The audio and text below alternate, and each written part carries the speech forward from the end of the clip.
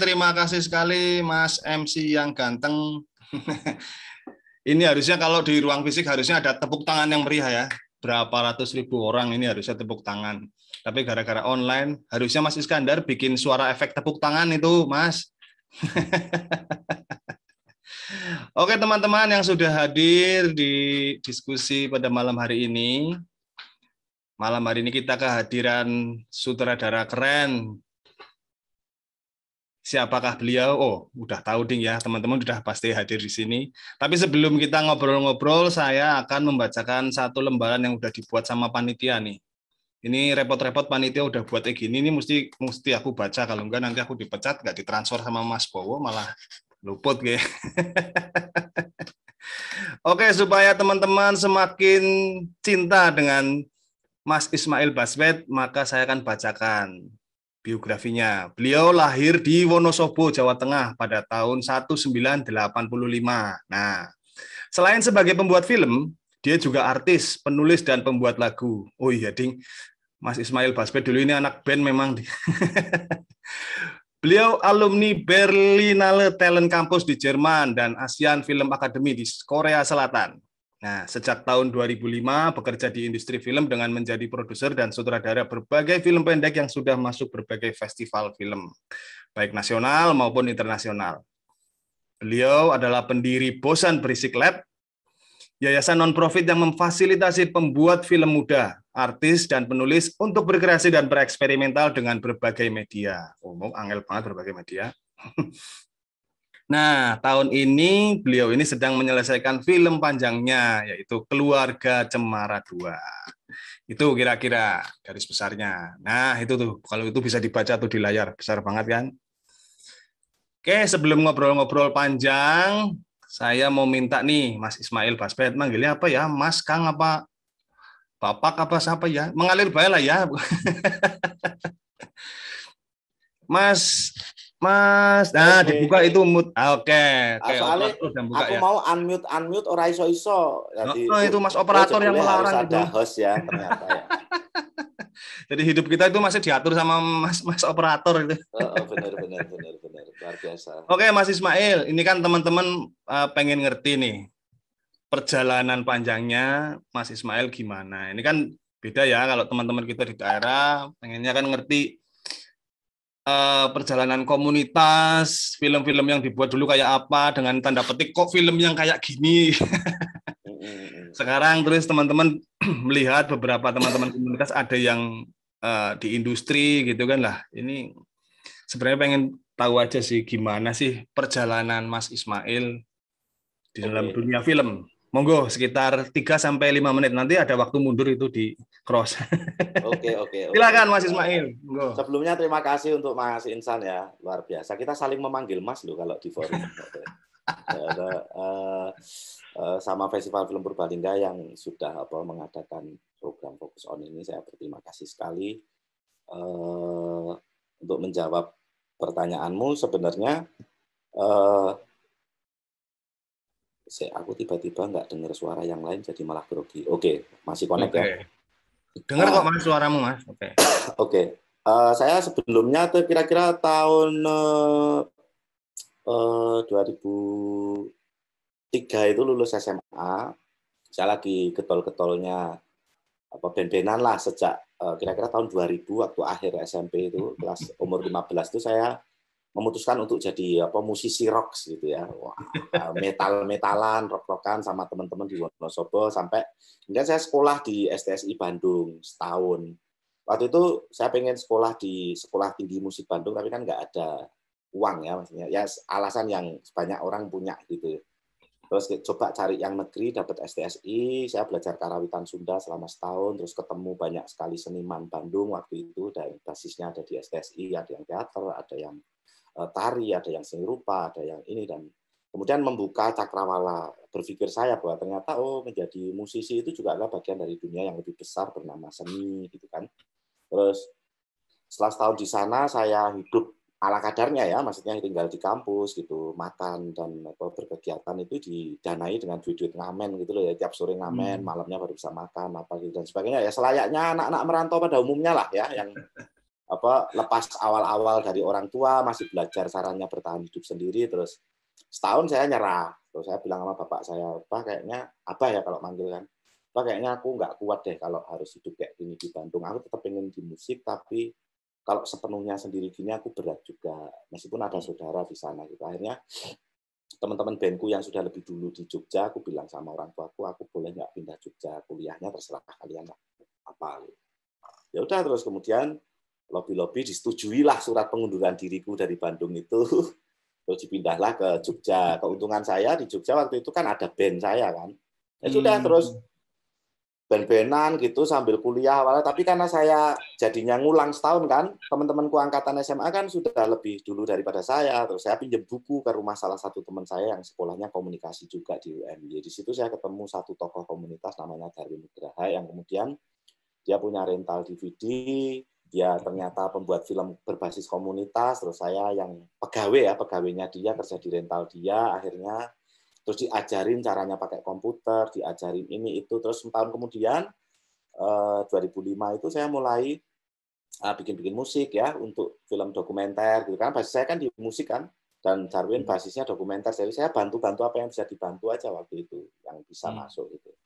Sampai sama teman-teman di kampus yang angkatanku gitu, terus kita mulai coba-coba berdiskusi soal film, terus ngomongin bikin film, dan sebagainya. Dan 2006 lah tandanya di mana setelah saya belajar film kurang lebih 2 tahun ya itu ya, 2004 sama 2005, terus diadakanlah Jogja Network Asian Film Festival itu loh. Waktu itu setiap komunitas film di Jogja itu harus mengirimkan wakilnya minimal 2 orang untuk jadi panitia gitu loh.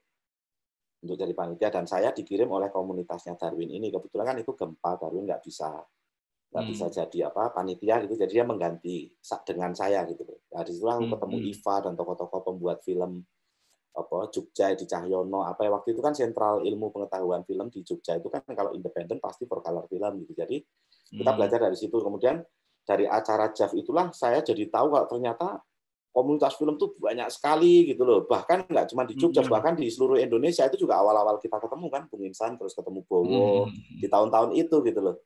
Kemudian saya terbuka sekali lagi bahwa ternyata di bidang apapun itu Indonesia itu selalu kuat di komunitas gitu loh. Akhirnya saya bilang sama orang tua saya, kayaknya saya harus belajar film serius nih. Jadi mungkin lulusnya nggak bisa sesuai target gitu loh. Ya udah, saya mulai 2007 itu saya udah ketemu Eli Datama lagi, Pinoki, saya udah nongkrong di FFD, udah ketemu banyak orang, termasuk bersahabat denganmu kan, Insan ya, itu kan di tahun-tahun itu kita ketemu kan. Terus 2010 bikin One Shot Project kan, kita keliling-keliling, banyak cara lah yang kita usahakan berbasis komunitas, sampai tanpa sadar banyak orang yang bekerja sama dengan kami gitu loh. Akhirnya kira-kira tahun 2008 itu kita putuskan untuk membuat CV ya, CV yang basisnya produksi gitu, namanya High Project Film. Yang sebenarnya namanya kelompok kerja waktu itu, menjadi CV-nya itu malah kemudian kelompok kerja yang kita sama-sama pengen belajar film, kita sama-sama pengen belajar ini, tapi lebih serius dan terarah gitu loh. Mau belajarnya apa? Jadi ada yang musik director, ada yang aktor, ada yang writer director, ada, jadi satu kelompok itu ada yang produser, ada yang ini, dan harapannya nanti setelah jalan 1-2 tahap, mundur 2-3 tahap untuk gantian nyutradarain apa dan sebagainya gitu loh. Dan itu kulakukan terus dari sejak 2008 itu sampai sekarang. Jadi sekarang saya misalnya mengambil satu langkah besar gitu ya, misalnya setelah menyutradarai Keluarga Cemara 2 gitu, saya pasti selalu, itu kan satu progres besar di karir saya di apa gitu. Saya pasti selalu balik ke rumah terus nyari mana ya bakat baru apa gitu, selalu gitu, karena saya diajarinnya dulu gitu loh sama mentor saya Darwin Nugraha, kalau kita belajarnya gratis ya harus ngajarinnya gratis gitu loh, ora iso ya gitu loh. Jadi apa yang kita ambil dulu ya kita harus balikin lagi gitu loh ke komunitas dimanapun kemampuan kita gitu loh. Nah itu kupikir yang terus kulakukan sampai kemudian aku jadi program direkturnya JAF selama 6 tahun apa dan sebagainya, dan kemudian terjadi begitu saja Bung, sampai 2014 lah waktu itu ya, saya pulang dari Jerman 2012, saya pulang itu dari perjalanan Korea, Rotterdam, terus Berlin tuh saya mikir, ternyata dunia itu independen pun bisa dijual gitu. Ini sesuatu yang saya pikir, wah gila ya kalau komunitas dan independen di Indonesia itu kan pasti semuanya serba gotong royong, toh Bung. Nggak ada yang, ya seadanya, berangkatnya selalu seadanya. Bahkan film-film saya yang berangkat ke internasional itu produksinya cuma 500.000, 2,5 juta gitu kan, cuma gitu, dan itu saweran. Makanya saya susah mengkomersialisasikannya karena, ya memang ini saya didukung banyak sekali orang yang nggak saya bayar ya. Ini kerja bersama, jadi ya aset itu meskipun saya adalah pemilik hak ciptanya, aset itu tidak benar-benar saya komersilkan karena memang saya merasa sebagian adalah haknya orang-orang yang membantu saya itu kan yang belajar bareng. Makanya saya lebih senang memutarnya gratis, misalnya kayak di forum-forum seperti ini, gitu dan sebagainya lah. Tapi di perjalanan 3 negara itu saya mikir, oh ternyata tuh selama kita ngerti caranya, omongan yang paling saya ingat tuh nih, setiap film kalau dia sudah jadi itu pasti ada yang beli. Nah, kita harus tahu siapa pembeli film kita itu sebelum filmnya jadi gitu loh. Wah, aku terbuka. Oh, berarti harus belajar film itu menyeluruh semuanya. Jadi ketika berbicara film art misalnya, ya ada yang tempatnya jualan art. Terus film art house atau film independen ada tempat jualannya independen. Terus bikin film komersil itu ada. Dari situ saya melihat, oh berarti film itu sebenarnya dibagi 3 ya secara keilmuan.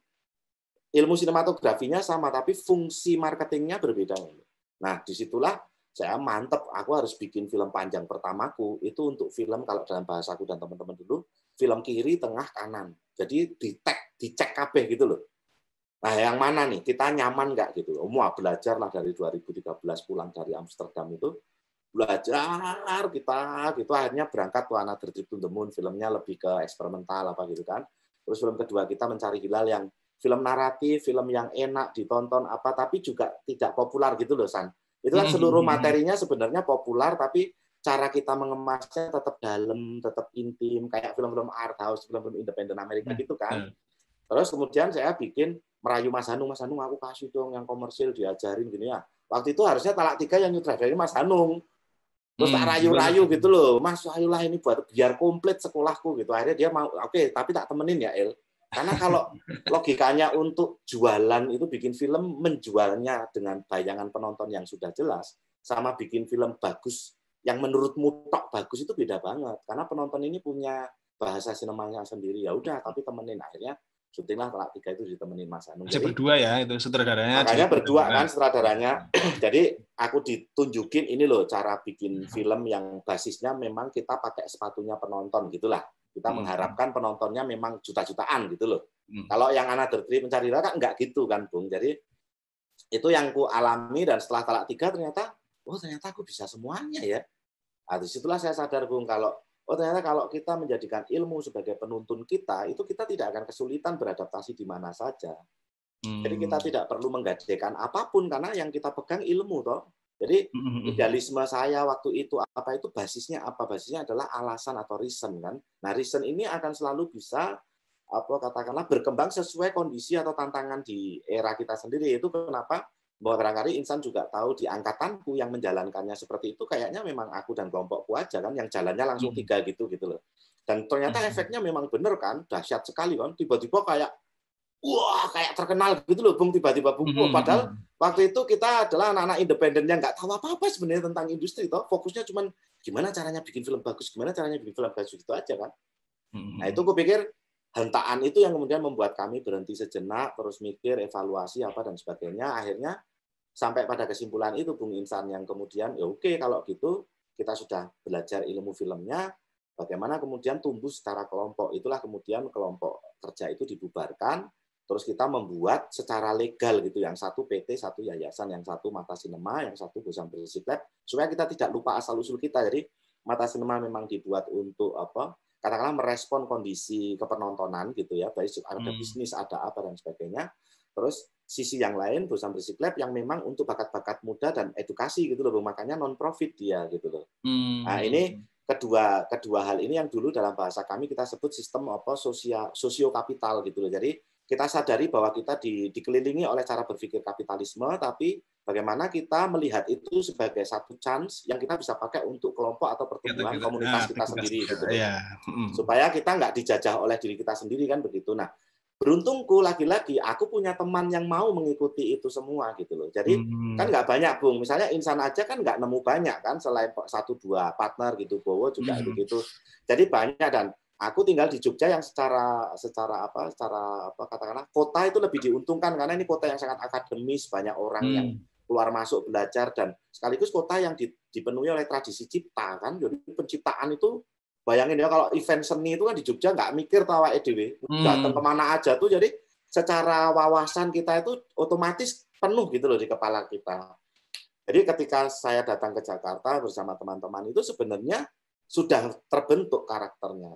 Jadi itulah kira-kira secuplik bayangan perjalananku yang kenapa membuat filmnya jadi bisa beda-beda dan kemudian menjalankan banyak sekali hal bersamaan karena saya nggak sendirian. Jadi meskipun yang tampil di depan terlihat seperti Ismail Basbet, tapi kan di belakang saya nggak saya tok, di belakang saya itu ada banyak hal, banyak kelompok, banyak pemikiran yang turut mendukung saya gitu.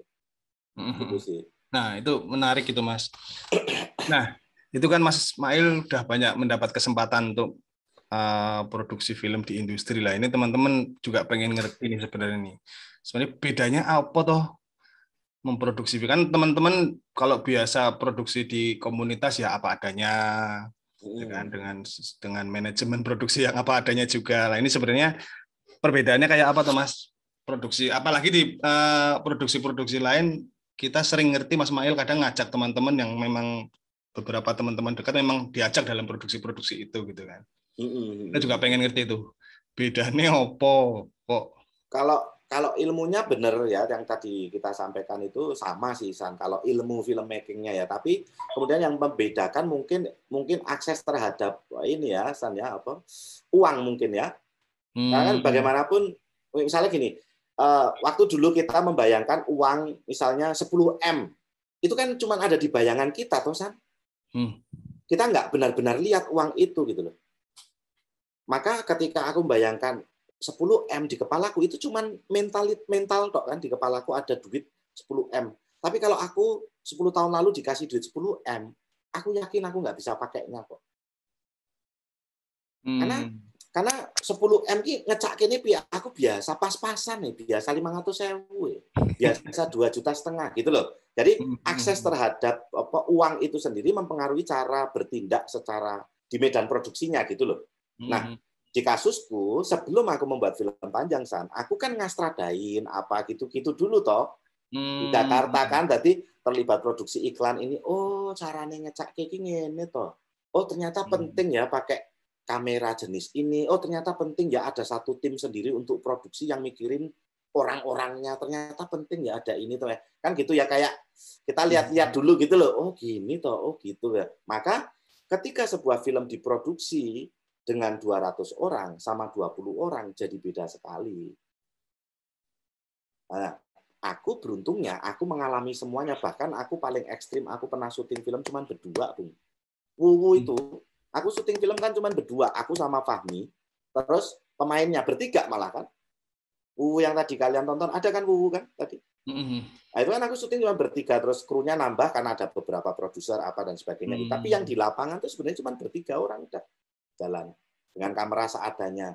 Padahal itu aku sudah sutradara dalam tanda kutip, sutradara film-film besar loh. Tapi aku masih nggak lupa caranya bikin film-film kecil begitu. Kenapa? Karena orientasiku kesan dulu menjadikannya ilmu. Karena aku ngerti ilmunya, aku nggak untung-untungan, aku bisa selalu pakai kapanpun aku butuh toh ilmu ini. Nah, kebalikannya kalau di industrinya, gimana ya caranya syuting film besar? Itu loh, itu yang aku alami misalnya di film Taufik yang belum rilis, terus film Keluarga Cemara itu kan film besar. Nah, perbedaan yang paling mencolok setelah uang dan kelola produksi, tadi kan poinnya dari ceritaku yang awal berarti uang ya. Uang mempengaruhi, besar kecilnya uang mempengaruhi kelola produksi kita kan, besar kecilnya kelola produksi kita dan orang-orang yang terlibat kan begitu. Itu kan dua poin utama yang membedakan. Kalau ilmunya kita sepakat kan ini sama. Nah, poin yang ketiga menurutku atau yang kedua, poin ini yang selanjutnya adalah yang paling membedakan ketika 20 orang bekerja di bawahmu, kamu membuat kesalahan, relax-relax saja. Oh salah ya, tinggal ulang toh. Tapi kalau ada 200 orang yang nunggu di belakangmu, kamu mau berbuat salah aja deg-degan. Kamu bener aja deg-degan gitu loh. Ini bener nggak ya aku gitu loh. Artinya tekanan orang-orang di belakangmu, belum kalau ada investornya, belum kalau ada ini, belum ada itu. Kamu membayangkan gilanya aku harus bikin film yang disetujui 200 orang itu dulu baru ke penonton tuh piye. Apalagi di kasusnya Taufik, coba di kasusnya Taufik ekstrasnya aja 1.000 loh, 1.000 orang aku ekstrasnya. Tiap ganti set ekstrasnya aku nggak mau sama, ganti orang. Bayangin menyutradarai 1.000 orang ini dan tak sutradarain sendiri sama Astradaku. Gila nggak?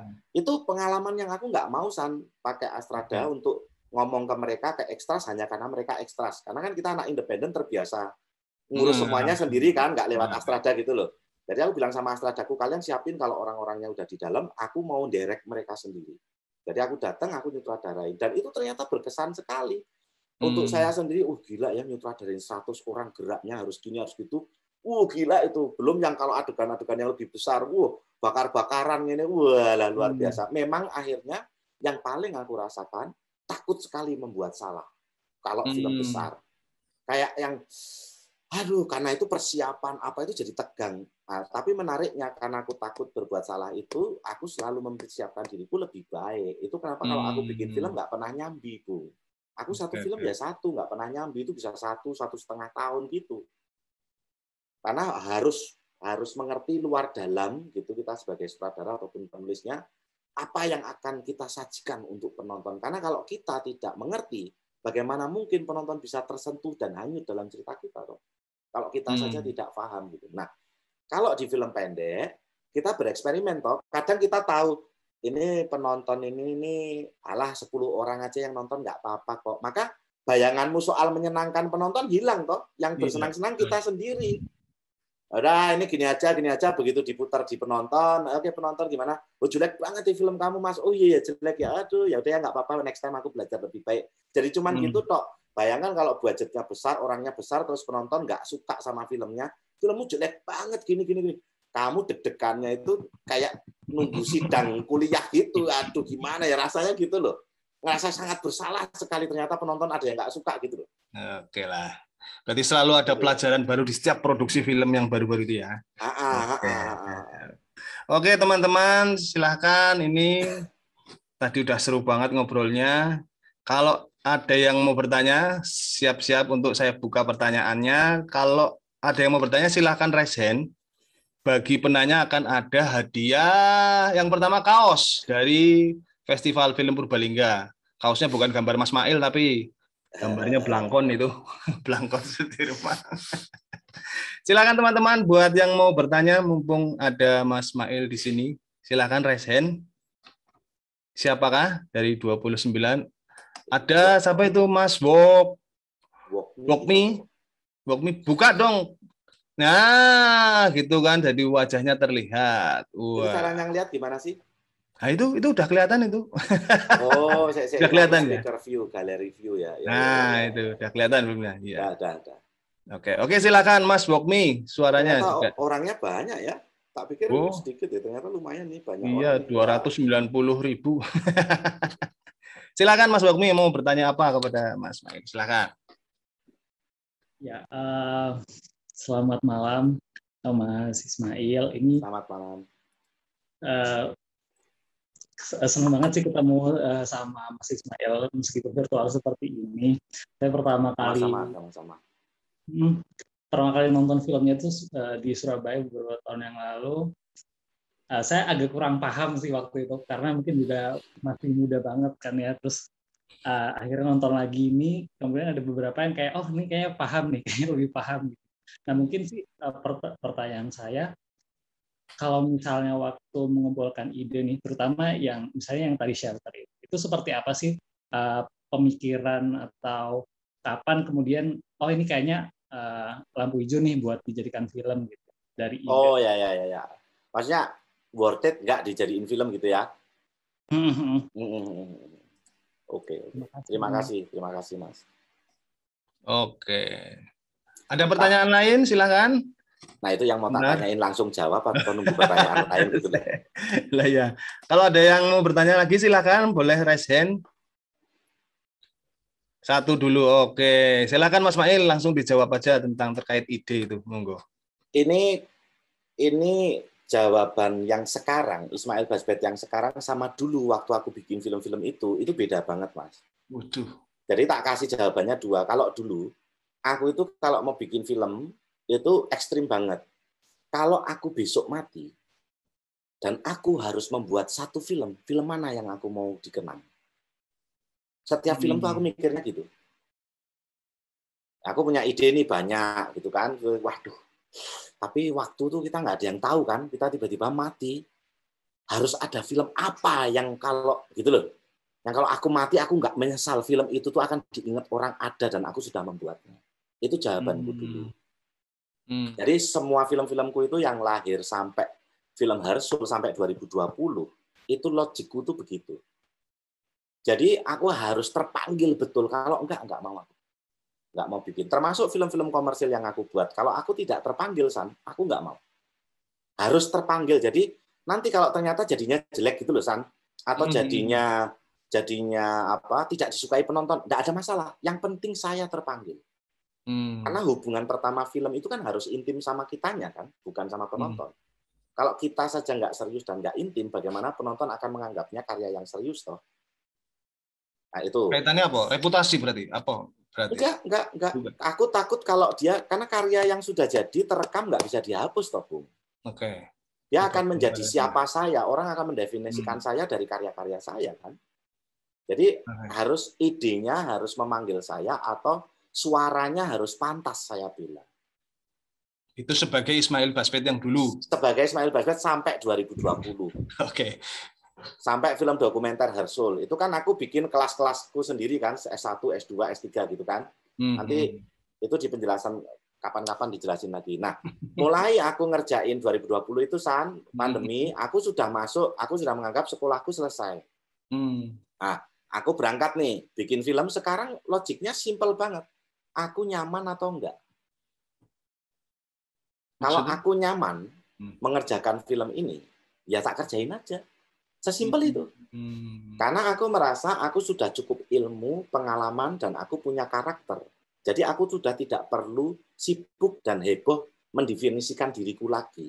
Itu sudah milik publik.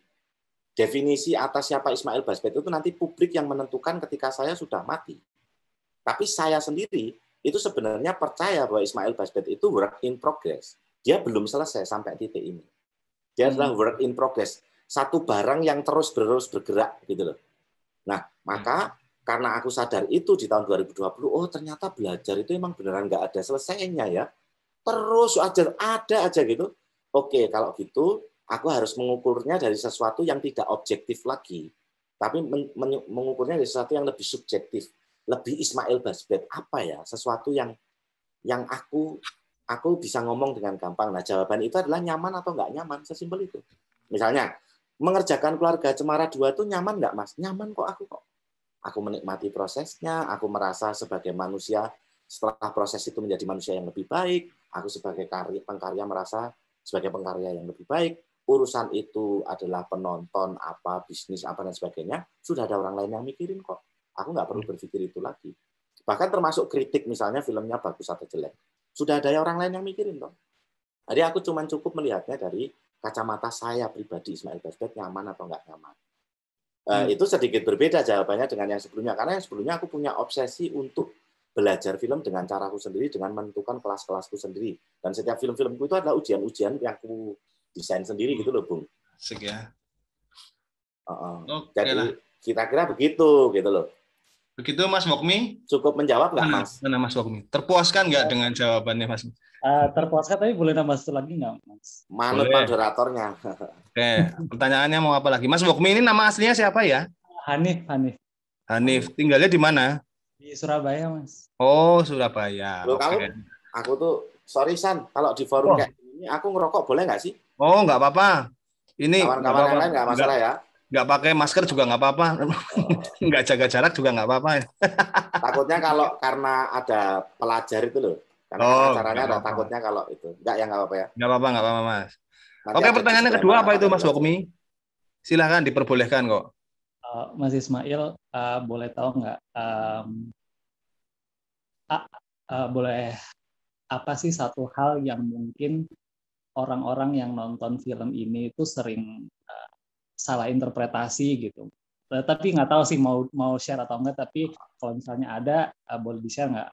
dari film Mobil Bekas dan Kisah-Kisah Dalam Putaran. Itu apa sih yang kayak orang-orang tuh suka so tahu gitu istilahnya kayak interpretasinya ini, tapi sebenarnya kalau menurut Mas Ismail itu bukan gitu. Kalau boleh di-share, tapi kalau nggak jangan. Waduh, kalau di film Another Trip to the Moon dan Mobil Bekas, tugas saya sudah selesai. Saya nggak bisa menjelaskan lagi karena dia bukan film cerita kan. Jadi kamu paham atau nggak paham, orang punya interpretasi A, B, C, D, E, pembuat filmnya sudah mati, udah nggak bisa dibahas, aku udah nggak bisa jawab. Karena itu jenis film yang apa istilahnya ya, apa ekspresif, ngono ya San, apa ya? Bukan film yang diniatkan kayak Mencari Hilal gitu loh, sing kita memang niat bercerita gitu loh. Iya, betul. Kalau kayak Mencari Hilal itu kan aku niat bercerita, pengen menyampaikan sesuatu yang oke, ini baba gitu, dan filmnya memang naratif gitu. Maka kalau ada orang yang nggak paham, aku jadi merasa bersalah tuh. Aduh, aku nulis naskahnya salah kok ya atau gimana gitu loh. Tapi jangan-jangan kalau gagal gitu loh. Jangan-jangan gagal gitu. Tapi kalau di film yang jenis kayak Another Trip, terus Mobil Bekas, itu saya meletakkan diri sebagai seorang seniman gitu loh. Ya. Yang kayak gambar lukisan aja, Mas. Itu adalah curahan hati saya menuliskannya dalam bentuk naratif, dalam bentuk ilmu sinematografi apa tentang hal-hal. Makanya yang saya sampaikan ke publik cuma temanya toh, Mas. Ya nggak, Isan? Ya, aku nggak pernah jualan ceritanya terlalu jauh, sebatas sinopsis toh. Terus aku punya tema besarnya, biasanya aku ngerilis director statement, that's it. Di dalam director statementku itu udah ada kenapa aku menganggap ini penting untuk dibuat gitu. Tapi setelah itu, karena dia seperti selayaknya karya lukis atau karya-karya yang ekspresionis gitu ya, dia tidak bisa terlalu diganggu oleh maunya atau niatnya si pembuatnya sebelumnya gitu loh. Karena bisa jadi aku yang sekarang sudah nggak mungkin bikin film itu lagi karena itu adalah Ismail yang sebelumnya kan. Jadi gitu Mas, sebebas itu kamu boleh memaknai. Nggak paham pun nggak apa-apa, tapi pengalaman menontonnya mungkin jadi penting gitu nggak San? Kalau dulu zaman kita belajar tuh kalau film tuh yang membedakan film dengan yang lain itu kan pengalaman menontonnya itu loh. Nah itu makanya jadi penting banget kenapa kok di daerah-daerah teman-teman jadi harus bisa ngerasa bebas. Ternyata ada kok film yang kayak gitu loh. Tanda petik kok gitu kan gitu ada. Bahkan nggak banyak festival-festival yang bisa menerima film-film kayak gitu maksudnya. Setuju. Sebebas itu Mas Wokmi. Gitu ya. Nanti silakan Mas Wokmi menghubungi panitia. Ada hadiah katanya penting tuh. Kalau nggak menghubungi nanti hadiahnya hilang. Buat teman-teman yang lain silakan. Kalau ada yang mau bertanya, raise hand. Biar nanti bisa langsung direspon. Untuk penanya kedua silakan. Itu ada Dina Herlina, itu Dina Herlina temanku. Bisa jadi. Wajahnya nggak ditampilkan kok, itu cuma D. Ya. Iya. Itu oke, ada Mas Asrof. Siapa itu? Wajahnya ditampilkan Mas. Oh itu gelap sekali. Oh ya, ada. Asrof Cilacap. Ya, silakan Mas Asrof. Kelihatan kok. Oke. Silakan monggo. Halo Mas Asrof, apa kabar? Sehat ya? Oke. Aku sebenarnya sebelumnya senang banget sih bisa ketemu virtual begini. Karena sebelumnya udah pernah nonton yang Mencari Hilal, Another Trip sama Mobil Bekas. Berarti penggemar ini San. Ya. Kalau nonton tiga-tiganya penggemar ini. Sama tadi ambil nonton yang film pendek-pendeknya sih, menarik banget sih. Ya, terima kasih. Aku nanya ini dong sama yang pertama tentang tadi yang Mbak Kancil, film pendek Mbak Kancil. Itu gimana sih proses produksinya, Mas? Oke. Karena menurutku menarik sih. Dia seorang seorang tadi penari ya. Ya. Nggak salah, sama gitu kan yang udah tua. Proses gimana sih itu produksi tahun berapa? Terus kemudian dapat informasi tokoh tersebut tuh dari mana gitu? Oke. Satu. Oh satu, terus, itu satu ya. Oke. pengen curhat gitu. Curhat apa? Pengen curhat Monggo. Ini saya di Cilacap gitu kan, daerah-daerah yang masih kecil, masih geliat filmnya juga masih kurang lah ya, meskipun ada beberapa komunitas. Cuma sering kali kalau misalnya saya ingin berproses di film, susah menemukan teman. Meskipun saya sudah ikut gabung komunitas pun, paling ada 1-2 gitu yang satu pemikiran, satu passion. Masih susah untuk menemukan teman berproses produksi bikin film. Ya. Gimana sih tipsnya biar nemu teman yang sesuai dan mau untuk berproses bersama itu sih? Oke. Satu lagi boleh nggak sih? Ajang mencari teman apa piye? Apalagi? Mau tanya apa lagi? Ada 3 berarti pertanyaanmu. Ya, apa? Hal kecil dong yang bisa dilakukan dalam menulis gitu. Tips-tips kecil yang bisa dilakukan dalam menulis ide cerita film misalnya. Oke, ada 3 itu Mas Mail. Tentang produksi tadi, terus kedua tentang cara mencari teman, dan ketiga tips menulis. Monggo silakan Mas Mail. Oke, nanti yang tips menulis itu aku barangkali lupa diingetin ya, kadang kebawa suasana gitu. Yang ketiga sok kecer. Oke. Iya ya, aku justru tertarik ke pertanyaan kedua dulu, nggak apa-apa ya? Boleh. Itu jawabannya singkat, Mas. Dolano sing adoh, Mas. Jawabannya gitu aja. Kalau mohon maaf ya, Mas, kalau saya kebetulan saya lahir dari keluarga yang 9 bersaudara gitu.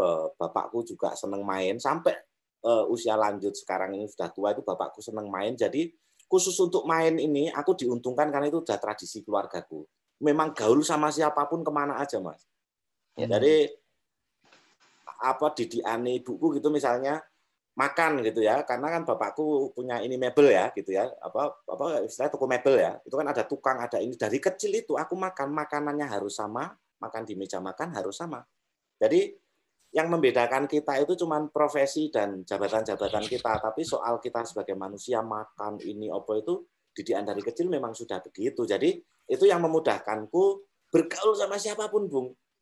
Bahkan ketika saya masih bodoh gitu loh, masih awal-awal gitu, saya sudah main kemana aja dulu. Kalau saya ketemu siapa gitu, pinter ya orang itu, tak datengin rumahnya, terus tak tanya-tanyain gitu, serius Mas. Terus tak catet-catetin dia ngomong apa aja, terus besoknya tak pikirin ini apa. Tapi itu kok ada ahli lain ngomongnya beda, tak datengin lagi kenalan gitu loh. Dan itu sama siapapun. Apa ya istilahnya, dolano sing waduh. Kalau kamu ikut MLM zaman dulu di eraku kuliah ada MLM, kamu mau dapet 10 downliner yang loyal aja, kamu kan butuh ketemu 1.000 orang. Pitch. Itu yang membuatku komunikasinya semakin bagus. Jadi kita harus memaksa diri kita untuk membuka diri, dan kemudian bahasa zaman bercandanya kita dulu itu telanjang dan sia-sia gitu loh di komunitas tuh. Jadi kadang jadi bully, kadang jadi leader, kadang di ece-ece, kadang gitu, dan itu bergonta-ganti tergantung di mana tongkrongan kita. Nongkrong sama ini pelukis, nongkrong sama ini nonton itu, nonton ini. Nah, itu keuntungan pertama di keluarga, keuntungan kedua saya ada di Jogja. Untuk ketemu tokoh-tokoh penting itu kan gampang tosan kalau di Jogja. Eventnya banyak gitu loh, jadi ketemu itu nah gitu. Tinggal bagaimana komunikasi kita ya, berarti ya. Oh ya kendel-kendel ke bodoh pun rapopo, yang penting Mas ngene, Mas ngono loh ya. Kayak sekarang kamu nanya-nanya gini, tapi bayangkan kamu nanya ke 1.000 orang. Pasti kamu dapat 10 tuh. Sayangnya semua orang yang berjuang untuk mimpinya menderita, Mas. Bagian penderitaannya itu kan nggak tak cerita ke wae, sing ngerti konco-koncoku kayak Insan, siapa gitulah.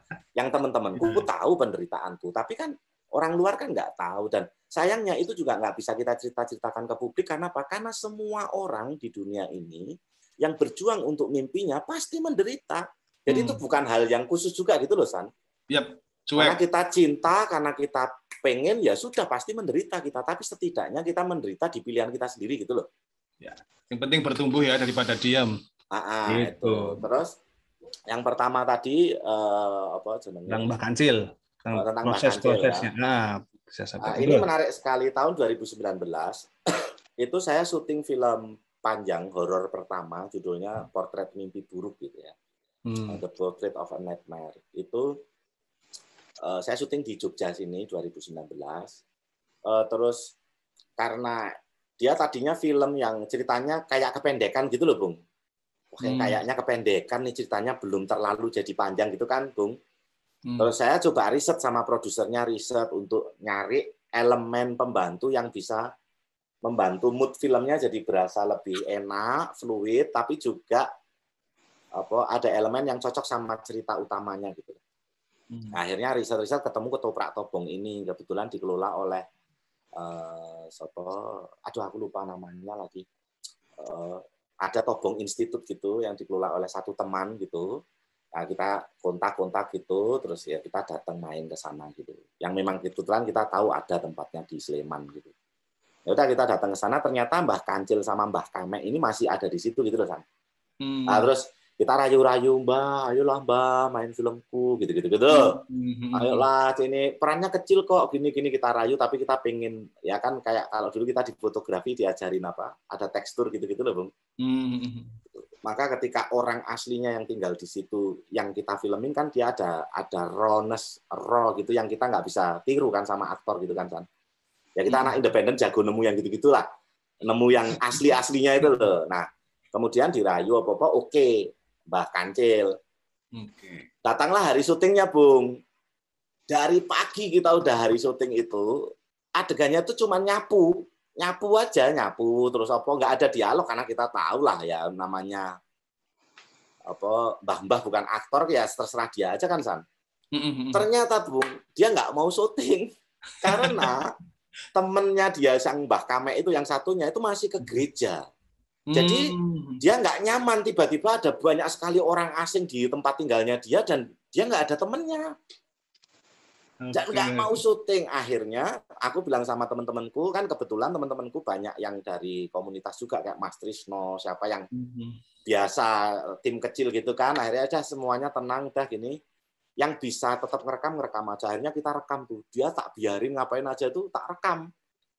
Cerita gini, aku pinginnya ke sini terus tak suruh tidur di tempat setnya toh. Mbah tidur di sini ya Mbah, terus adegannya bangun tidur. Ora gelem aku, iki dudu dipanku kok, dipanku nang ngarep ora gelem. Jadi dia suruh tidur di situ, iki dudu tempat tidurku gitu loh.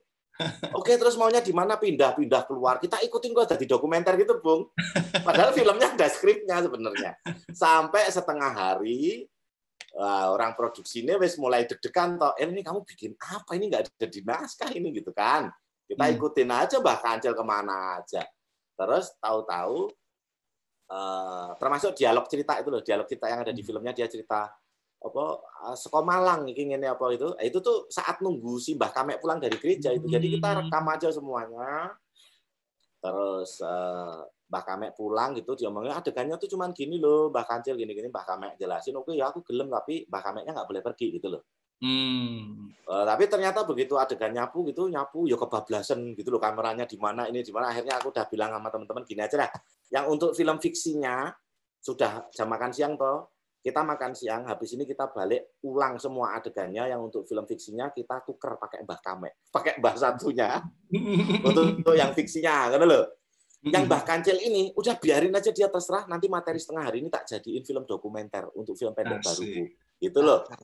Udah terus produserku Sani kan dulu di komunitas juga bareng toh, wah kamu ini bikin film kayak gini aja masih untung satu film gitu ya. Jadi artinya dia nggak ngelarang kan. Ya udah gimana nih? Oke kan teman-teman, ya udah nggak apa-apa, yang penting jangan syuting lagi aja, kita terusin yang hari yang kita mau karena harinya syuting pendek banget cuma 9-10 hari lah untuk film itu kan, film kecil kan. Ya akhirnya gitu Bung. Jadi selama istirahat makan siang, materi dokumenternya itu tak edit. Apik ki produserku nonton, ya apik yo, ternyata ini ya gitu ya. Yaudah ini jadi film pendek barumu aja gitu. Nanti kita rilis sebelum film panjangnya rilis gitu loh. Oke, sekarang yang ketiga. Oh, mau saya lagi. Akhirnya habis makan siang, ya sudah syuting yang film yang itu pakai Mbah satunya gitu. Jadi itu film yang nggak terlalu sengaja gitu loh. Prosesnya menarik ya berarti ya. Oke, yang ketiga, Mas. Tentang penulisan, mau jadi mbok lali. Agak kepanjangan yang Mbah Kancil, makanya tak jawab kedua. Ceritanya selucu ya. Nah, terus yang proses tips menulis. Oke, menulis. Tips menulis, Mas, kuncinya cuma satu, membaca.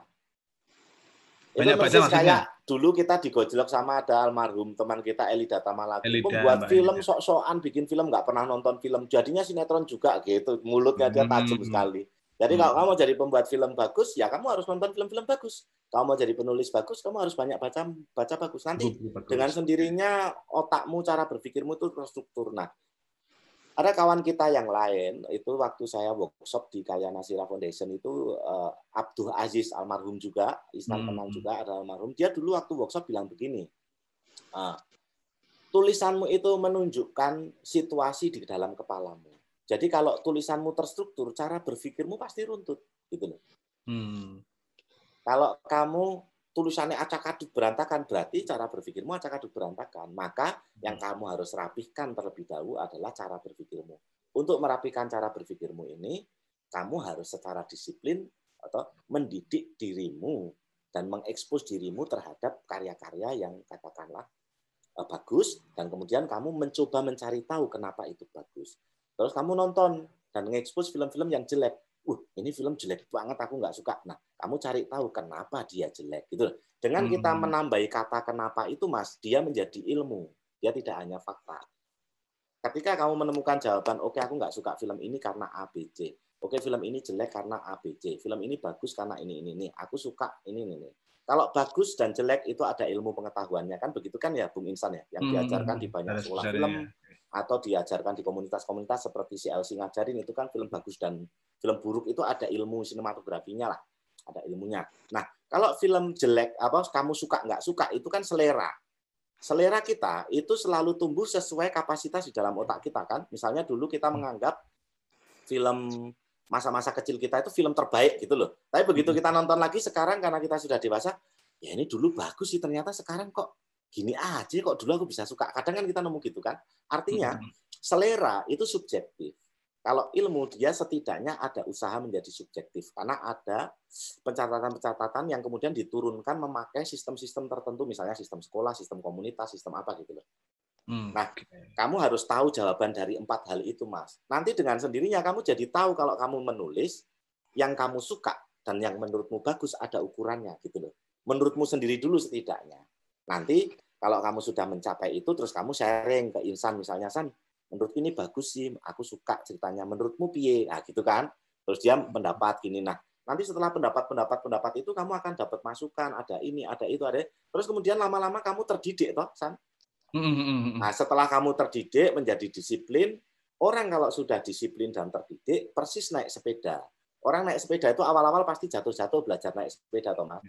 Tapi kalau dia sudah terdidik, nanti sepedanya jalan padahal stangnya nggak dia pegangin, gitu loh. Terus dia bisa jumping pakai sepeda, nggak jatuh, apa dan sebagainya. Artinya menulis pun seperti itu. Dia harus menjadi ritus, harus menjadi ritual yang kita hadapi setiap hari. Seperti kalau dalam Islam ada sholat misalnya. Itu menjadi ritus, jadi tubuh kita itu terdidik untuk mengabdi. Nah, persis di kesenian juga harus begitu. Kamu contoh yang paling gampang, kamu main aja datang ke seniman-seniman tradisi di sekitarmu. Mesti mereka menjadikan seni itu jalan hidup semua. Laku nggak laku, orang suka nggak suka, mereka melakukannya dengan tekun, dengan disiplin. Kamu perhatiin aja di sekitar-sekitarmu. Banyak pasti. Insan juga pernah ada membuat film di Cilacap juga kan, itu ada seniman maestro tradisi itu, aku lupa ya, tari apa itu ya, kan kamu bikin dulu maestro apa itu kan juga gitu, orang-orang yang tekun dan teguh dalam pilihan hidupnya. Jadi seni itu itu kamu harus punya penghayatan seperti Mas itu ya. Mau seni pertunjukan, film, penulisan dari cara bertutur kita loh ya. Harus balik ke kitanya gitu sih. Begitu Mas Astrof, terpuaskan dengan 3 jawabannya? Ya, terima kasih Mas Mail, Mas Insan. Sama-sama, Mas Tunun. Oke, lanjut. Kita lanjut lagi. Terima kasih Mas Agung yang udah tepuk tangan. Oke, Mas, ada pertanyaan lagi nih. Sekarang kan Mas Mail lagi proses nggarap film panjang juga nih. Apa sih Mas yang lagi digarap? Bocorin Mas. Oke, kanca-kanca yang ngerti dan juga dapat spiritnya juga. Kalau saya 2020 kemarin ngobrol sama Angga Dwi Sasongko dan Anggia Karisma. Mereka kan pernah sukses membuat Keluarga Cemara 1 yang disutradarai oleh first timer ya, Yandi Loren, waktu itu film panjang pertamanya dari film pendek begitu kan. Dan mereka punya kesan yang bagus gitu loh dengan itu. Jadi mereka ngerasa, "Wih, El, ngobrol sama aku gini-gini, kamu kan juga dari film pendek, kamu juga orang yang paham logika berpikir yang tidak kota gitu loh, paham nggak sih?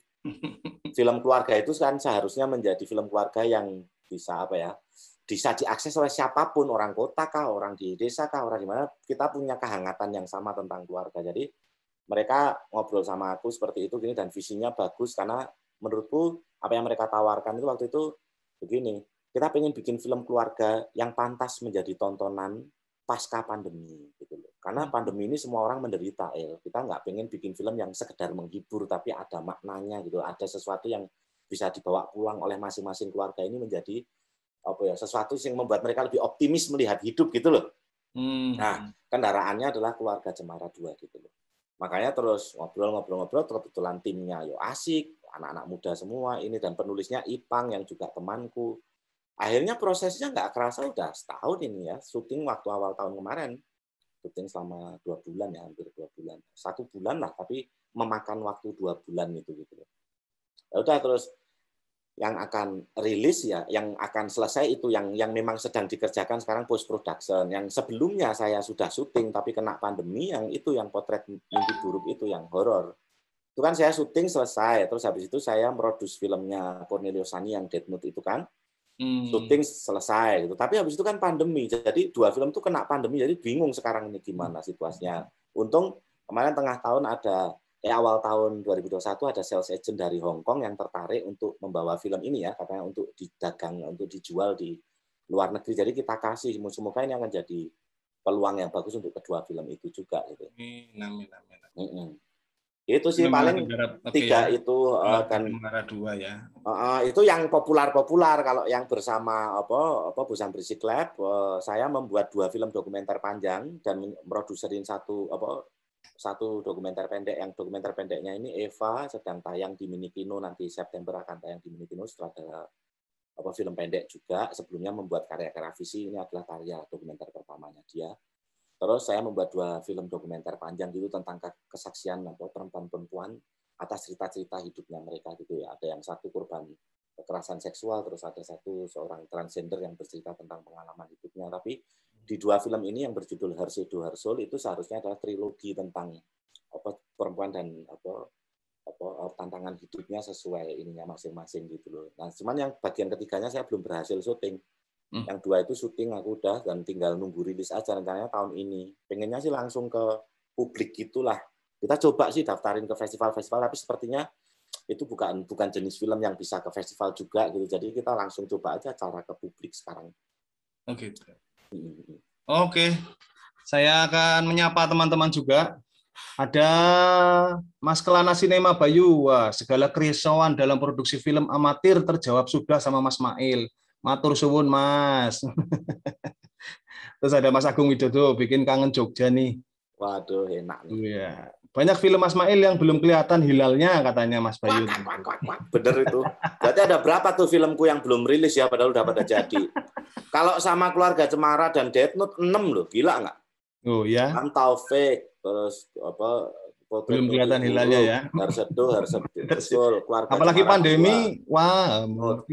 Wah kan menarik toh. Tapi ya nggak apa-apa, kita kan orang independen biasa susah tuh biasa. Lakoni wae gitu loh. Terus ada Mbak Dina Herlina. Wah, terima kasih banget Mbak udah hadir di ruang ini. Senang juga menyimak cerita-cerita Mas Basbet dan bertemu dengan teman-teman. Oke, kami juga senang Mbak. Mbak Didi. Ternyata beneran Mbak Dina teman kita ya. Betul ya. Nama nulisnya gitu kok kayak familiar gitu loh. Oke teman-teman, ada kelihatan videonya tuh Mbak Dina tuh. Itu baru kelihatan tuh. Gimana Mbak Dina, mau bertanya-tanya dengan Mas Mail atau bertegur sapa? Monggo, saya kasih kesempatan mumpung ketemu. Itu saksi perjalanan karirku itu Mbak Dina, salah satunya.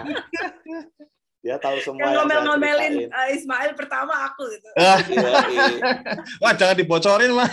Juga yang muter film pertama ya dulu, film Taman Surga itu, film kampusku kan ada film ujian diputer sama dia di rumah sinema dulu. Diadain diskusi gitu-gitu, serius banget. Biasa. Tapi akhirnya sepanjang jalan akhirnya banyak persamaan segi pemikiran ya. Saya sering nulis riset saya. Mas Basbet baca duluan sebelum orang lain. Ya. Orang pertama dia yang dikasih komen sama saya. Kemarin saya kasih draftnya belum dikomen. Belum aku belum berani aku. Segera. Selalu sibuk kok Mbak, beliau Mbak. Begitu aku sampai Jakarta dek langsung nulis habis itu lupakan aku mau syuting gitu loh. Sukses FFP. Makasih ya Mbak. Oke, terima kasih Mbak. Ya. Doakan selalu nggih. Makasih Mbak. Oke teman-teman, masih ada kesempatan untuk bertanya dengan Mas Mail. Oke, yang mau bertanya boleh raise hand. Ini kita masih kasih kesempatan 2 penanya boleh. Asik nih, ayolah. Iya, sebelum ditutup ini ada Nah itu hadiah lagi loh yang angkat buku. Tangannya di video tuh, Bung, ada Bung. Buku dari Mbak Penny Tulus Handayani ya. Ya. Menarik sekali mendengarkan proses. Operator itu beliau itu lagi unmute itu tapi nggak bisa. Nah, monggo silakan operator tolong di unmute. Tuh beliau lagi unmute nggak bisa karena operatornya yang Mas Iskandar atau siapa? Di unmute. Sebentar Mbak Penny. Oh, dia mencet-mencet sendiri kayak saya tadi tuh. Jadi kok nggak bisa, saya nggak bisa. Nah, silakan monggo Mbak Penny dari mana? Terima kasih kesempatannya. Salam kenal untuk semuanya. Mungkin salam kenal Mbak Penny. Saya satu-satunya guru TK yang nonton kali ini. Waduh, satu kehormatan. Mungkin hanya saya yang guru TK aja. Menarik sekali mendengarkan tadi proses pembuatan film Mbah Kancil itu. Saya terharu gitu. Karena saya pernah beberapa kali main film dengan Mas Bowo.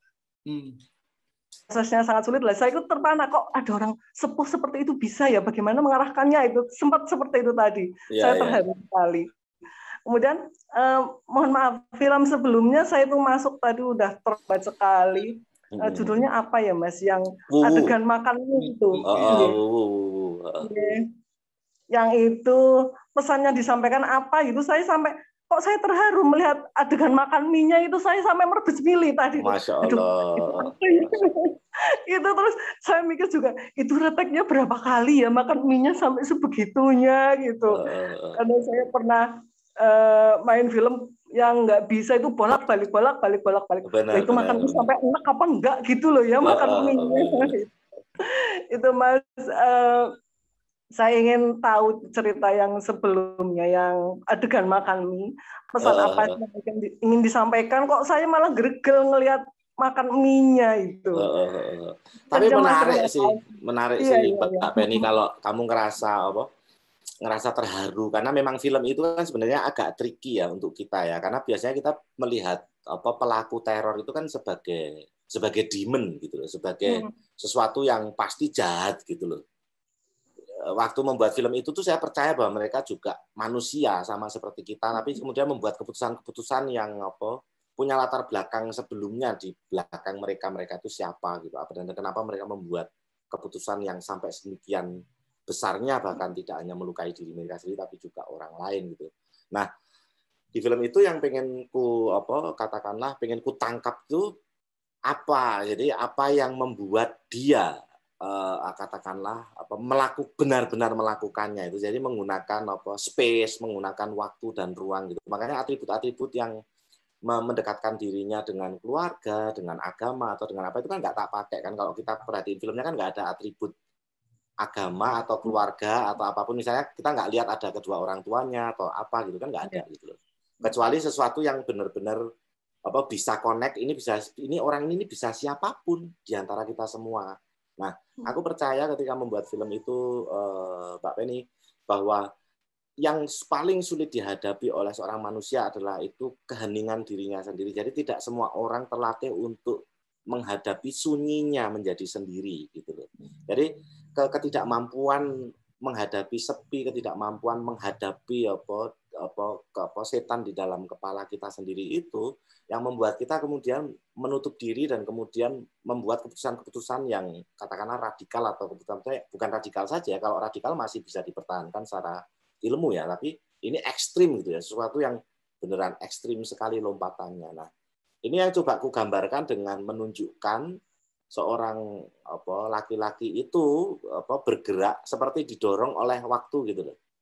Oleh waktu itu, dan itu yang kupikir ketika kamu terharu meskipun tidak ada kata-kata di situ, aku ngerasa berarti filmnya cukup berhasil gitu loh. Karena kalau aku memasukkan kata-kata atau apa itu takutnya kayak jadi terlalu direct gitu nggak sih, San? Kayak kita jadi kayak kita terlalu mengintervensi, bagaimanapun dia kan pelaku teror gitu loh. Iya, betul. Kita jadi takutnya membenar-benarkan apa yang dia lakukan, itu kan juga nggak tepat juga gitu loh. Pikiran personal kita malah masuk ke situ ya. Jadi dengan meniadakan dialog gitu apa gitu dan sebagainya, kemudian kita mencoba cara yang lebih lentur ya untuk menunjukkan ruang dan waktu, space tempat dia tinggal apa dan bagaimana elemen-elemen gerak di dalam dirinya, termasuk makan Indomie itu, jadi ada kayak energinya gitu. Dan caraku bikinnya, Bu, tadi itu katakanlah gagasan di belakang kenapa saya membuat itu ya, bukan ceritanya. Kalau ceritanya insya Allah Ibu udah dapet lah maksudnya gimana. Nah, waktu saya bikinnya, San, supaya dia tidak tercemar oleh ilmu filmmaking, ngono kan, Car? Gitu. Akhirnya aku sepakat sama tim, nemu lokasi ya, yang lokasinya sudah seperti itu. Jadi nggak ngeset gitu loh, Bu. Iya. Nah, terus nemu pemain, nyari yang jangan aktor. Kebetulan ini penari dia. Penari dia biasa tampil di muka publik, tapi dia tidak acting gitu. Dia pernah main di video klipnya seseorang gitu, dia menari di dalam video klip itu, tapi nggak acting. Nah, karena dia bukan aktor, maka dia tidak perlu menjadi aktor gitu loh. Dia cukup menaruh dirinya di situ dan makan mie. Oke, adegannya apa sekarang? Makan mie. Ya udah, dia makan mie seperti dia makan biasanya aja. Cuman karena dia seorang penari yang terbiasa sama panggung, ketika aku sebagai sutradara pakai panggung yang aslinya, kan dia jadi nggak kesulitan menyesuaikan diri toh. Tapi kalau kalau itu set kan dia pasti ngerasa asing juga kan, lebih susah masuknya gitu loh, San. Oke. Karena itu set yang memang itu jadi kerasa dalam.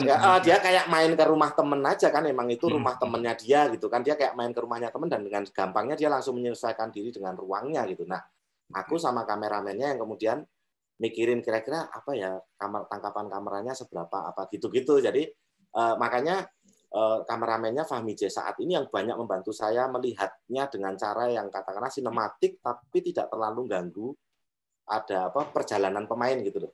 Pemainnya tuh agak lebih merdeka kemana gitu, kita yang ngikutin, makanya lebih banyak handheld apa gitu kan, gitu. Gitu Bu Penny. Organik lah sebisa mungkin, seorganik mungkin gitu loh Bu Penny, Mbak Penny. Sesederhana juga itu. Begitu terpuaskan Bu Penny. Sama-sama. Terima kasih ya, sangat menarik sekali. Ini pertama kalinya saya ikut diskusi seperti ini, Mas Bowo yang undang saya. Terima kasih sekali kesempatannya. Selalu ada salam buat pelajar-pelajar TK-nya, Bu. Iya, itu pernah Mas Bowo pernah itu ingin memberi edukasi untuk anak-anak TK, tapi situasinya yang belum memungkinkan. Iya, kita berdoa bagus tuh kalau dari TK ya. Mirip kayak istriku juga punya ambisi itu, Bu. Jadi seni dan film itu harus diarahkan dari sejak dini. Usia gitu. Dini, ya. Ada curating system gitu loh. Istriku main cita-citanya bikin festival film anak dia tuh. Pengen banget dari dulu. Cuman ini belum jalan-jalan ini dia. Semoga kita doain aja. Amin. Bisa segera, ini menarik sekali kan. Ini segera berlalu. Iya, amin. Betul, Bu. Semuanya sukses, LC juga sehat. Semuanya sehat semuanya. Terima kasih loh Bu Penny atas doanya. Oke teman-teman, masih ada satu kesempatan lagi yang mau bertanya sebelum di close ini. Udah jam 22, saya sudah ditegur sama panitia katanya. Oke, ada yang tanya Mbak Afrilia. Betul ya Mbak Afrilia Dwi Setianingrum. Iya, silakan sebutkan. Itu foto atau wajah ya? Oke. Sebentar, Mas Mail belum menemukan kamu, Afrilia. Udah ketemu belum? Afrilia di kanan atas tuh ya, lihat-lihat. Betul. Yes, betul. Aku nyarinya di tengah barusan. Oke. Silakan Mbak Afrilia, dari mana, mau bertanya apa? Silakan. Mau tanya bagaimana mempertahankan ide yang menurut kita bagus, namun mungkin kurang mendapat dukungan dari orang lain. Wah, pertanyaanmu bagus sekali itu ya. Terima kasih. Oke, silakan Mas Mail. Langsung. Boleh nggak saya tanya balik dulu? Idemu ini ide cerita, maksudnya mempertahankan cerita atau memang ide yang bersifat gagasan, statementmu gitu? Ya, Mbak Afrilia. Halo? Dengar nggak? Suaramu mana? Kok nggak ada? Suaramu hilang ya? Mbak Afrilia coba bersuara. Mbak Afrilia dengar suara? Dengar suara kami? Kalau Halo, dengar cek, suara cek. kami, angkat tangannya. Wes. kayak wedi wae. Mbak Aprilia, kenapa kamu jadi tegang sekali? Ini unmute ini harusnya. Ke-mute Halo, ini suaranya. operator. Tapi Mbak Aprilia dengar ya? Coba angkat tangannya. Dengar. Jangan di-unmute, Mas Operator. Aprilia. Mas Operator, mana Mas Iskandar? Itu Mas Aprilia. Mbak Aprilia masih di mute. Di mute.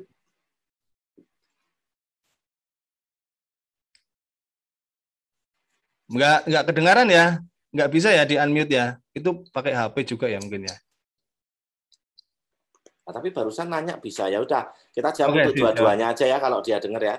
Oke, yang pertama, jika ide yang kamu maksud itu adalah gagasan atau statement terhadap sebuah cerita itu kan punya statement ya. Misalnya, aku pengen membuat sebuah film yang membuktikan bahwa polisi korup itu ada, tapi nggak semua polisi itu korup. Nah, gitu. Itu kan ide, gagasan cerita gitu. Maka ceritanya kan belum tentu tokoh polisinya korup. Bisa jadi tokoh polisinya kan polisinya nggak korup justru. Bagaimana tokoh cerita kita adalah seorang polisi yang misalnya atau jujur, baik seperti Pak Hugeng gini apa-apa, tapi dikepung oleh teman-teman sejawatnya yang punya katakanlah kegiatan-kegiatan sampilan. Bagaimana dia akan merespon itu, misalnya begitu. Terus bagaimana atasannya merespon itu misalnya. Nah, ini ide cerita yang tadi saya utarakan sama ide atau sebuah gagasan itu berbeda sekali. Ini tadi contoh ya. Contoh, tidak bermaksud untuk mendiskreditkan satu institusi atau pihak tertentu. Jadi misalnya, kenapa saya ngambil contoh ini? Di film Die Hard itu idenya cuma itu. Bayangin itu dikopi sampai Die Hard 1, Die Hard 2, Die Hard 3, Die Hard 4 gitu. Seorang polisi yang tidak korup itu mampu melawan siapapun, bahkan itu ketika polisi rendahan seperti Bruce Willis itu kan. Polisi rendahan, melawan bahkan organisasi kriminal tingkat internasional bisa dilawan oleh dia. Kuncinya cuma satu, dia betul-betul menjalankan tugasnya dan tidak korup. Wah, karena di Die Hard 1 berhasil, ada Die Hard 2, ada Die Hard 3, ada Die Hard 4, kan begitu. Ide yang sama, itu menjadi 4 cerita yang berbeda loh. Idenya yang dibuktikan oleh film Die Hard itu sama. Menarik enggak? Aji, ide sebagai sebuah gagasan daripada sutradara atau penulis untuk menyampaikan pendapatnya sama ide cerita itu beda sekali. Kalau ide cerita kita sebutnya adalah sinopsis kan, San. Kalau secara teknis kan, aku punya cerita seperti ini itu biasanya punya sinopsis gitu, 1 halaman atau 2 halaman gitulah. Kalau film panjang 2 halaman, kalau film pendek biasanya 1 halaman atau setengah halaman cukup. Tapi ide statementmu itu gagasan itu biasanya muncul di statement sutradara atau statement penulis kenapa ini penting dan apa yang ingin kamu utarakan melalui cerita ini. Nah, ketika kamu ingin mempertahankan idemu kenapa film ini penting atau pendapatmu terhadap ini bahwa kekerasan seksual itu salah, itu pendapatmu misalnya, maka ceritanya fleksibel aja karena pendapatmu ini, suaramu ini lebih penting daripada ceritanya. Misalnya, aku punya ide seperti ini, Mas. Terus aku punya cerita tokoh utamaku perempuan dan seorang laki-laki yang melakukan KDRT itu misalnya ya. Terus satu malam perempuan ini punya kesempatan untuk pergi. Film ini adalah tentang perempuan ini akhirnya mengambil langkah pertamanya keluar dari rumah atau enggak. Misalnya begitu. Nah, kalau budgetmu besar, produsermu, wah aku pengen ini film populer apa-apa gitu, maka langkah pertamanya itu mungkin bisa jadi suatu cerita yang panjang sekali, tau Bung. Kan gitu. Tapi kalau kamu produsernya insan, yang waduh aku cuma punya duit 500 juta tok apa 500.000 tok aku cuma bisa syuting 5 jam gitu. Maka barangkali ceritamu cuma memfilmkan satu kejadian terakhir sebelum dia melangkah pergi ke rumahnya kan. Tapi gagasannya sama. Betul. Ya jadi durasinya pendek, ceritanya pendek, naskahnya pendek apa tapi gagasan yang kamu utamakan sama. Nah, di kasusku aku selalu bersetia sama gagasannya. Statement-nya itu. Ceritanya gitu. Atau naskahnya itu bisa selalu kita sesuaikan dengan kondisi produksi kita, San. Atau kekuatan produksi kita kan ngaruh kan, itu seperti yang tadi kita contohin. Juga sama kondisi di lapangan terkait sama kemampuanku mengendalikan situasi. Kan. Misalnya, wah aku ternyata nulis karakter kalau lebih dari 5 udah bingung ya mau ngomong apa. Ya jangan lebih dari 5. Ngapain? 5 aja cukup kok. gitu loh. Atau aku kayaknya 2 orang aja bisa nggak ya? Ya nggak apa-apa, itu kemampuanku segitu dalam mengendalikan situasi di lapangan, ya aku nggak mau tak gede-gedein juga gitu loh. Jadi sesuai kemampuan saya waktu itu. Dan ini sebenarnya apa yang dilakukan oleh anak-anak Purbalingga melalui workshop-workshop itu kan sebenarnya ini. Mereka tidak sedang membuat film Hollywood toh. Mereka sedang melihat tetangganya mereka sendiri lalu bercerita tentang itu dengan apa yang mereka punya. Nah, itu loh. Ya, begitu Mbak Afrilia bisa dipahami. Begitu ya Mbak Afrilia? Oke. Yes. Ah, itu bisa tuh dia. Nah, itu bisa. Memang irit ngomongnya berarti pas banget. Pas jawab. Oke, kita masuk ke kuis. Tuh, kayak TV toh, Mas. Kuis. Harusnya ada musiknya nih. Jeng, masuk ke kuis kayak pas sahur-sahur gitu. Kuis malam hari ini berhadiah 1 buah buku dari Mas Ismail Basbet. Tuh kan, keren kan? Iya. Oke, dari panitia aku suruh ngasih pertanyaan katanya. Pertanyaannya adalah, film apa yang sedang digarap oleh Mas Ismail Basbet? Aduh, yuk, film panjang apa yang sedang digarap? Ayo silakan yang tahu bisa angkat tangan dan menjawab. Kalau nggak ada nanti bukunya buat aku Mbak malah. Nah, Insan Gimana Mas Operator? Ada yang jawabnya di mana? Ini jawabnya raise hand. Oh. Nah, itu ada Bu Eli Puji Hartanti. Silakan Bu Eli Puji Hartanti. Kameranya dinyalakan. Bu Eli Puji Hartanti ini dari mana? Operator. Iya. Operator bisa ditampilkan ini. Ada Mbak Bu. Oke, Eli Puji Hartanti. Silakan Bu Eli. Jawabannya apa? Loh, kok gambarnya blangkon tuh ini? Iya. kurang cedak ke monitor itu. Wajahnya. Kalau lightingnya nggak keras di wajah itu pasti kalah sama ininya. Oke, nggak apa-apa. Silakan. Jawabannya apa, Bu Eli Puji Hartanti? Ya, untuk filmnya ya, kalau nggak salah Keluarga Cemara. Keluarga Cemara 5, 6 atau berapa? Berapa ya? Hah? Bagaimana Mas Ismail? Jawabannya betul apa enggak? Salah lah. Keluarga Cemara gitu toh. Filmku ada banyak loh, nggak harus Keluarga Cemara, sebutin aja yang lain. Nah, soalnya kalau Keluarga Cemara tok ki sutradaranya Beto itu tuh. Iya bukan. Ayo. Dah. Oke, kasih kesempatan kepada penanya lain. Nah, itu ada Mbak. Lucu iki apa? Asik. Kayak TV tenan ya Mbak Eli ya. Ya, Bu Eli, jawabannya belum benar. Kita kasih kesempatan Mbak Koni Herawati. Silakan. Itu Mbak kan betul ya? Iya, silakan Mbak. Aku juga ingatnya Keluarga Cemara 2. Sekarang ada nomornya 2. Oke, ada nomornya. Betul apa enggak Mas Ismail? Benar. Oke, betul. Yeay, selamat. Tangan. Dapat buku. Asik ya. Nanti bisa langsung menghubungi panitia ya, Mbak. Herawati. Gitu. Oke, Mas Mail, ini karena aku ditegur baik ya. Waktunya, Mas, waktu, Mas. Iya, operator Jan. Biasanya till drop ya kalau ketemu offline ya. Sampai adzan subuh baru berhenti ya. Oke, Mas Mail diminta untuk memberikan pesan-pesan terakhir. Ini pesan-pesan terakhir. Closing statement kira-kira yang bisa memotivasi kita teman-teman di sini di Festival Film Purbalingga, apalagi di masa pandemi seperti ini, Mas. Monggo Mas Mail, silakan. Saya mungkin memberi pesan pada diri saya sendiri. Syukur-syukur ini bermanfaat untuk kalian semua, dengan senang hati kalau mau dipakai. Tapi selama tekanan pandemi 2 kali ini, saya betul-betul memikirkan satu ini ya, San ya, satu alasan terbaik yang bisa kulakukan untuk terus bergerak gitu loh. Ya nggak sih? Dan aku merasa yang harus selalu kuingatkan pada diriku sendiri adalah aku cinta dengan ini semua. Jadi ya karena aku cinta, siapa sih orang yang cinta nggak menderita? Pasti kan menderita. Jadi aku selalu berusaha mengingatkan itu gitu loh, San. Tapi toh ketika kita mencintai dan dicintai balik oleh film, misalnya saya suka film, buku, musik gitu, dan kemudian melakukan satu perjalanan panjang ini selama 16 tahun gitu, saya ngerasa ternyata kabar baik dan kabar buruk itu datang selalu bareng gitu loh, San. Jadi ternyata kitanya saja yang harus ngelihatnya dengan bijaksana. Yang disebut kabar baik itu suatu hari mungkin akan menjadi kabar buruk. Yang disebut kabar buruk itu hari ini ternyata kemudian hari kita baru sadar kalau itu ternyata kabar baik. Jadi saya selalu mencoba mengingatkan pada diri saya sendiri, terutama pasca pandemi ini, untuk lebih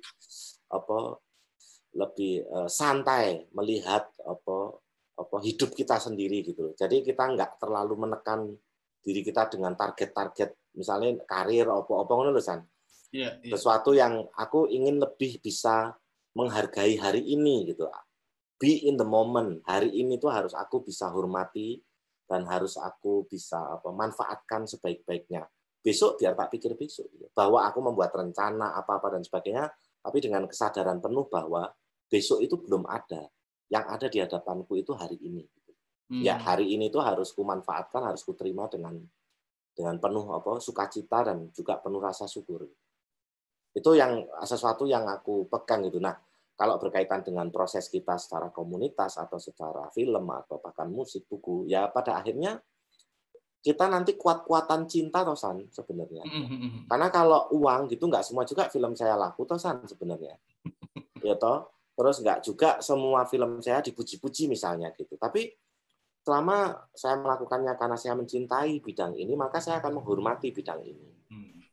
Ya nggak sih? Itu yang membuat kita kemudian tidak semerta-merta melakukannya hanya untuk uang, untuk popularitas atau apa, tapi kita juga bisa melihat itu dalam angle yang lebih pribadi, sifatnya lebih milik kita sendiri, yang mungkin orang lain nggak tahu, nggak apa-apa, hanya segelintir orang, keluarga atau teman kita sendiri yang tahu, tapi ikatan yang personal itu yang membuatku bertahan sampai sekarang sih. Sesuatu sing nek wong Jawa ngomong orang daki-daki ngono lho, San. Bercita-cita setinggi langit tak apa-apa, tapi melangkahnya itu harus melangkah sehari-hari itu loh, sehari melangkah satu kecil-kecil gitu loh.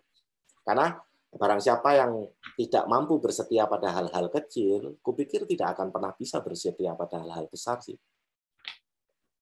Ya kayak yang kamu lakukan juga, kamu mainan hidroponik apa gitu kan itu juga sehari-hari toh. Kita belajar dari para petani, kita belajar dari para pekebun gitu, kita belajar dari tukang ojek, kita belajar dari driver-driver online itu. Mereka harus menghormati hari ini, kalau enggak hari ini mereka nggak bisa meneruskan hidup loh. Nah, kesadaran itu yang harus kita terima meskipun kita ada di bidang yang barangkali tidak serta-merta langsung menulisan. Kalau Ihsan ada satu kaki di petani, yang kaki yang lain ada di film gitu. Tapi kan semangatnya sama gitu loh. Kita harus bisa melihat bahwa kita sama seperti para petani dan pekebun itu sih menurutku. Wah, luar biasa. Begitu, teman-teman. Aplaus yang meriah buat Mas Ismail Basbet. Wah. Terima kasih. Efek tepuk tangannya nggak ada ini. Ora apa-apa. Asik. Oke, Mas Mail, ini sebenarnya kita pengen ngobrol-ngobrol sampai larut malam, tapi karena memang waktu yang harus memisahkan kita. Buat teman-teman yang sudah komentar, yang sudah hadir, terima kasih atas waktunya juga. Mas Mail yang sudah bersedia hadir di acara Festival Film Purbalingga.